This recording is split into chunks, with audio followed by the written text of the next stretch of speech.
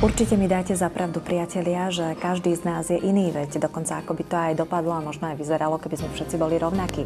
A taktiež mi dáte určite za pravdu, že ak by sme vedeli, že akým spôsobom žijeme a čo všetko nás ovplyvňuje, aké zlé veci robíme a čo všetko môže ovplyvniť náš zdravotný stav, tak by sme to určite zmenili.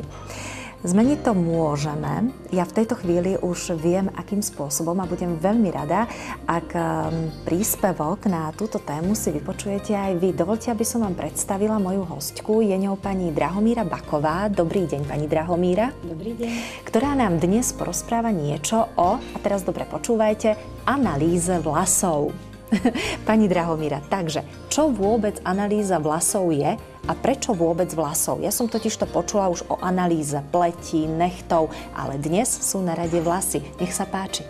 Tak analýza vlasov je, myslím si, pre dnešnú dobu veľmi jednoduchá, bezbolestná, veľmi unikátna diagnostika, lebo bežne poznáme vyšetrenie organizmu z krvi, z moču.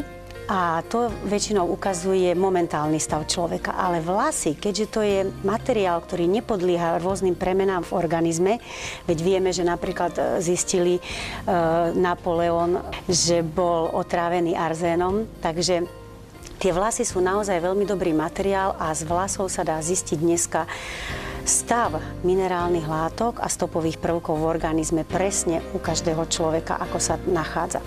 Mňa by zaujímalo, akým spôsobom sa taká analýza vlasov vykonáva a vy hovoríte, že všetko sa v tých vlasoch uchováva.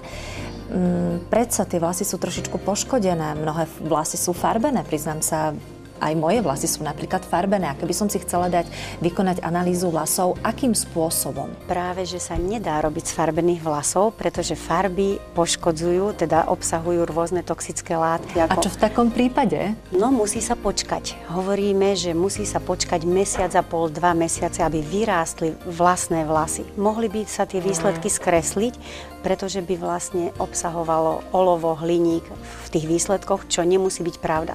Pretože tie farby sú dneska veľmi agresívne. A tá analýza, alebo teda to uskutočnenie toho odberu sa vykonáva tak, že sa nožničkami zoberie od pokožky, ako sa najbližšie dá dostať, také 3-4 cm vláskov, hovoríme taká dobrá polievková lyžica. Ostatná dĺžka vlasov sa zahodí a z tých vlasov sa vlastne urobí to vyšetrenie, kde dokážu zistiť tie stopové prvky, minerály a toxické látky. Dnes sa z tých výsledkov dá zistiť 24 minerálnych látok, stopových prvkov a 5 toxínov. Keď sa už dokáže zistiť, aký je stav, tak potom ide o to, že medzi prvkami funguje tie premeny a procesy, čiže buď si spolupracujú, buď si robia dobre, alebo si robia zle. Čiže to sa volá pomery. Keď sa určia pomery medzi prvkami, tak sa dokáže zistiť metabolizmus. To znamená, ako sa človeku strava premieňa na energiu a z tých vyšetrení vlasov sa potom dá zistiť alebo určiť presne 2 riešenia, ja hovorím dnes, a to je strava, ako by mal človek upraviť svoju stravu, čo je pre jeho biochemickú továreň dôležité a potrebné, aké potraviny mu škodia, čo ako nevie nikto povedať. A druhá vec je suplementácia. Čo doplňať cielene tomu človeku, čo ráno, čo na obed, čo večer, aby sa tie bunky vyživili. Tomuto všetkému sa ešte naozaj vrátime, ale mňa by predsa ešte len zaujímalo, ako ste hovorili, že tie vlasy sa odstrihnú také tie 3-4 cm, ale predpokladám, že si ich nemusíme strihať, ja neviem, z ofiny. Odkiaľ sa vôbec tie vlasy strihajú? Takže to je veľmi dobrá otázka, pretože vlasy sa berú iba zo zátylku, iba z tejto časti hlavy. Prečo? Je to nejako ovplyvnené? Áno, pretože tam rastú najpomalšie. Čiže nezaujíma nás ofina, alebo teda stred hlavy. Veľakrát muži, keď majú plešatenie, tak si myslia, že sa nedá urobiť analýza vlasov, ale dá, pretože zátylok je dôležitý. Dobre, pani Drahomíra, teraz by sme mohli naozaj prejsť k tým výsledkom a čo všetko sa my vieme dočítať z tých výsledkov. Vy ste nám priniesli ukázať aj taký maličký graf, možno by sme si ho mohli ukázať aj na kameru a trošičku nám ho popíšte. Čo všetko taký teda graf obsahuje a predpokladám, že tento graf dostane každý váš klient. Áno. Takže keď sa ostrihnú vlasy, pošlú sa do laboratória, tak a o také 4 týždne prídu výsledky a tieto grafy znázorňujú, jeden stĺpček, oranžová farba, znamená skutočný stav toho človeka a zelené stĺpčeky znamenajú, ako by to malo byť. Ako by mal mať v organizme, povedzme vápnik, horčík, draslík, sodík, železo a tak ďalej. Čiže 24 ich je a potom sa určuje toxicita. Ako je na tom človek s olovom, s arzénom, s hliníkom. Zase jedny stĺpčeky ukazujú, koľko by až mohol ten človek mať a druhý stĺpček je, ako to v skutočnosti je v organizme. Toto je jedna analýza a toto je ešte dôležitejší ďalší stĺpček, pretože tu sa ukazuje, ako spolupracujú. Prvky buď si robia dobre, buď sú kamaráti, volá sa to antagonisti alebo synergický vzťah, čiže musí byť taká spolupráca a pokiaľ to nie je v poriadku, tak nastávajú vážne zdravotné problémy. Akí ľudia sa najčastejšie na vás obracajú o pomoc? Chcú vedieť, áno, tak viete čo, mňa bolia trošičku kĺby, alebo pobolieva ma srdiečko, mám vysoký krvný tlak, zuby nemám v poriadku, neustále navštevujem stomatológa. Takže s akými najčastejšími problémami sa stretávajú u vás ľudia? A potom by ma možno aj zaujímalo, či môže prísť za vami relatívne zdravý človek.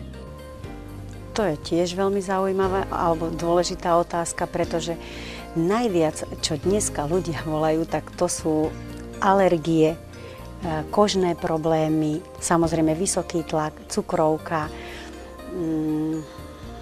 so srdiečkom, tak ako ste hovorila, s kĺbami. Čiže rôzni ľudia, ktorí už niekoľko rokov užívajú lieky a nemajú zlepšený zdravotný stav. Samozrejme, že sa obracajú aj ľudia úplne zdraví, ktorí nič ako ešte nemajú žiadny problém, ale je to vynikajúca prevencia. Pani Drahomíra, aké máte výsledky? To by ma veľmi zaujímalo. Tak poviem vám, že sa tej analýze vlasov už venujem už aj s manželom dnes okolo 8 rokov, cez 8 rokov. Takže poviem vám, že výsledky sú veľmi zaujímavé a veľmi dobré. Naozaj ľudia, ktorí sa teda tým receptom držia, ako by som to povedala, tými riešeniami, tak majú veľmi, veľmi zlepšené zdravotné stavy. Mohli by sme si povedať aj nejaký konkrétny príklad, ktorý naozaj vás tak ohúril, že toto sme zistili, pani alebo pán pristúpili na naše podmienky a takto to dopadlo. Áno. Tak viete, máme veľmi veľa pekných výsledkov aj s cukrovkármi, máme veľmi pekné výsledky aj s tehotnými mamičkami, ktoré začnú brať teda doplnky výživy trošku, teda stravu, jedia dosť veľa, ale upravia si tú stravu. Takže najviac asi sú výsledky s deťmi, pretože dneska sú veľmi zlé tie výsledky u detí. Je to prekvapivé, pretože dnes 40-ročný, 50-ročný človek ešte tých prvkov ako tak trošku v organizme má.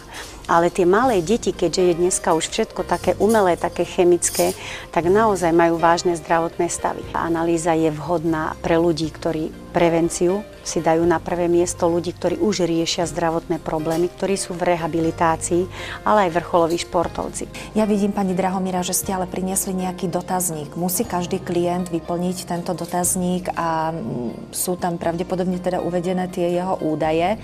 Takže trošičku nám povedzte, aby sa klienti potom toho nezlakli, o aký dotazník ide. Takže na to vyšetrenie je potrebné ešte vyplniť taký malý dotazník, kde sú dôležité údaje toho človeka, teda ako sa volá, skadiaľ je, aj 3 údaje, ktoré ja dneska volám www. Vek, váha, výška. Čiže tie údaje musia byť, aby sa vedelo, o akého človečika ide, či má 2 roky alebo 60. Ja osobne už som získala všetky potrebné a dôležité informácie. Dúfam, že aj vy, priatelia. My ideme teraz ostrihať tie moje vlásky, vyplníme dotazník a uvidíme, čo z toho bude. Majte sa pekne.